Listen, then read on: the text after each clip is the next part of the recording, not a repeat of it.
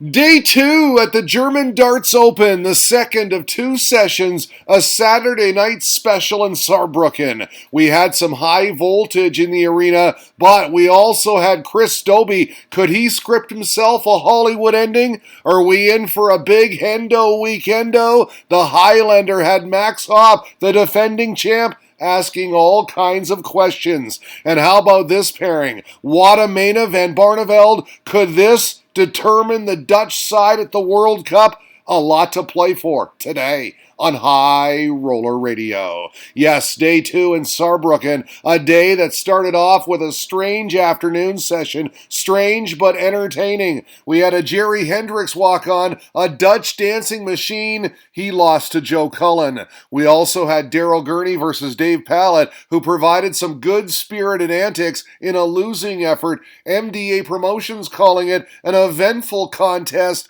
one sealed by a 121 checkout on Bullseye by Super Chin. Afterwards, Pallett, the recipient of an Irish bear hug. Fun times indeed. The afternoon also featured an out-of-sorts Gerwyn Price. Didn't seem himself at all, but he still managed a victory, and he did have 3-ton-plus checkouts to his name to beat Friday's 9-dart hero, the bronzed Adonis Steve Beaton. Now, if you watched the afternoon recap, you probably noticed I forgot to report on the James Wade-Luke Humphreys match. My bad. Thought the session was over and missed it. Was wondering why I finished so early. Thanks to @Live Darts for the details. The machine came from behind to win a thriller, 6-5. He had 4 180s and was 6 for 8 on his doubles. At one point was down 5-2. Survived 6-match darts. I missed a dandy. That'll teach me. Good thing is we've got some more drama on tap tonight.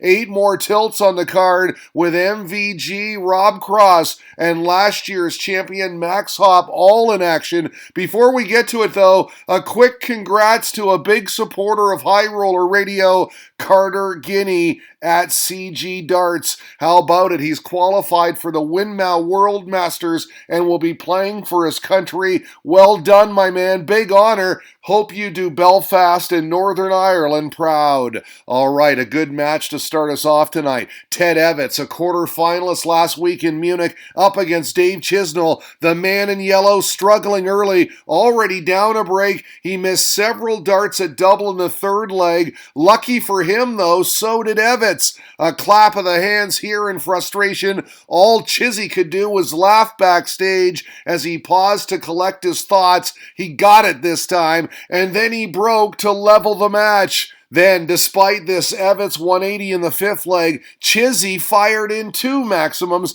en route to 3-2. That was the difference because after Super Ted leveled at 3, Chizzy took the rest. 3 on the spin for the 6-3 result, this double 5 sealing it. I just had to dig in, he said. I was hitting nothing. I'll practice and try to improve for tomorrow. Just one of those games. Super Ted, not so super there, said Luke Jones. Those missed darts in leg number 3 were a huge turning point. He will come again, though. The kid has a big future in the game, and truer words were never spoken. Evans, only 21. What a talent. Nathan Aspinall engaging the fans during his walk-on, full of acknowledgement. He's getting quite good at that. Speaking of good, how about Johnny be good? Johnny Clayton, his opponent, as referee George Noble makes a board adjustment. World number 13 versus world number 15. This look will tell you things didn't start well for the Welshman. Ferret frustration as he fell behind 2-0 and then 3-1. The ass pounding the red bit steadily, staying calm and cool as well. Clayton was searching for his A game. He found this in the 6th leg to stay close at 4-2, but it just wasn't enough.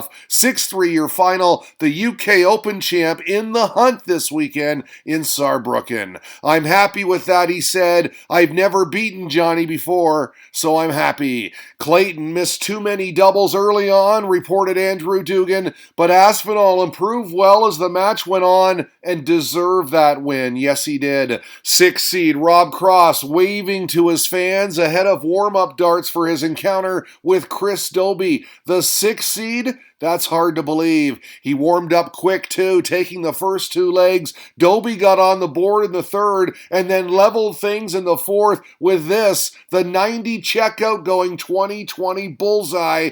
Bam! They'd exchange breaks again for 3 apiece. Voltage would then break again, and that was the difference. He advances with a 6-4 victory. It was topsy-turvy, he said, on his 102 average.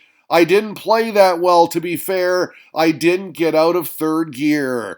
High fives all around on the Steve Lennon walk-on. And look at this, a Peter Wright fan with faux mohawk on, camera ready, hoping to get himself and Snakebite in the selfie. Good luck, I wonder if he did. The Shamrock has never beaten the Scotsman before, and it didn't look good early in this one. Right all over it, ton 40 here, followed that with a 76 checkout, and quickly it was 2-0. He then fired in a maximum in the fourth leg to push his advantage to 3-1, and from 3-2, he ran the table. Played well, it seems. 6-2 your final. But he wasn't happy. I thought I played terrible, Snakebite said. He then pointed to a few guys in the front and said, thanks for egging me on. I'm going to win it this weekend for you guys.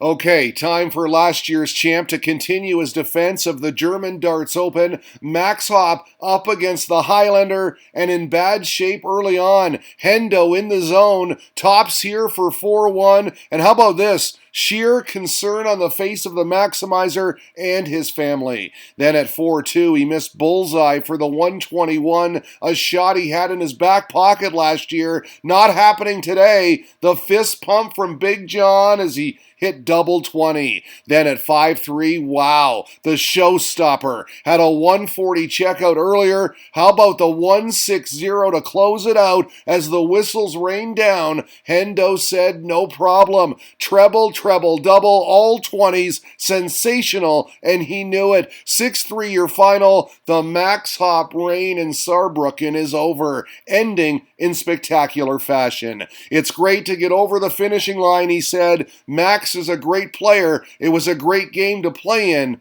I'm grateful to get through it.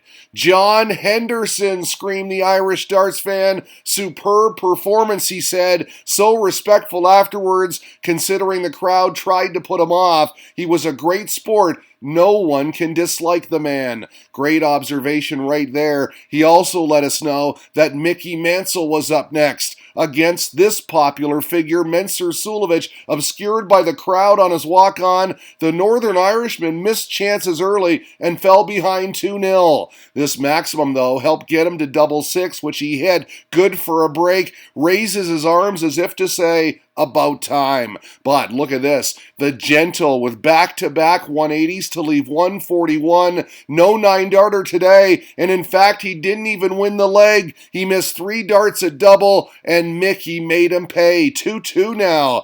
This was not a fast-paced match. So we fast forward to the 7th leg, and this reaction from Suljovic after pinning double 2 to hold. Still on serve, it got to 4-4, then 5-5. Mansell fired up after forcing a last leg shootout, but it was all Mensur in the 11th leg. A real scare, but the Austrian survived it, and we will see him tomorrow. This was the fastest he moved all match as he charged across the stage for the celebratory headbutt. This should be quicker. Michael Van Gerwen's in the house, the world champ, taking on another young gun, the Belgian Dimitri Vandenberg, who'd have to contend with arrows like this. A Mighty Mike 171 in the opening leg. That's called setting the tone. But he missed 6 darts the very next leg to break and wasn't happy. Side view here of a Vandenberg shot. Looks like a 180, right? No. All treble ones, 9 scored. That's the kind of day it was from there. Dimitri averaging below 80. Where did this come from then? Back-to-back maximums for a shot at the 9. But guess what? He did not win the leg. You see it on his face. Panic, nerves maybe. 6-1 your final, a blowout. Van Gerwen wins easily and will advance to Sunday. Scheiser, he said. It wasn't good at all. I've never seen Dimitri play so bad in my life. For me to concentrate, it was very difficult. Great observation here from Gary Devlin. No fines this weekend for Mickey, referring, of course, to that fine levied by the DRA on Mickey Mansell for not playing well at the World Championships. MVG only averaging 88, he said. He may have to get his wallet out. We'll see about that. How's this for our final contest of the evening? Germain Waddamena versus Raymond van Barneveld. Does this match determine the Dutch side at the World Cup? Will the winner partner with MVG? We'll see. Certainly a lot on the line. Barney's army was mobilized early too. Two 180s and this 174 en route to a quick 2-0 lead up a break. That lead got to 4-1 before the machine gun got going with this beautiful 101 checkout. He got one back. Clutch darts there for the break. He knew how important it was. He then held for 4-3, then again for 5-4. 10th leg drama. Barney missing match darts on his first attempt, then busting his score on his second. He can't believe it, and we were off to a last leg shootout. Waddamena with the darts. But wow, talk about regrouping, talk about experience. On 86, the big man was poised and pinpoint. 54 double 16 to save the day. Hugs and respect from both afterwards. The legend wins a thriller. 6-5 your final. It was so weird. I felt comfortable. Then I felt stress, he said. I believe in my setup now. I believe in what I can do. What an end to day 2 of the German Darts Open. Saturday night in Saarbrücken, where Hop is gone and RVB is A-OK today on High Roller Radio.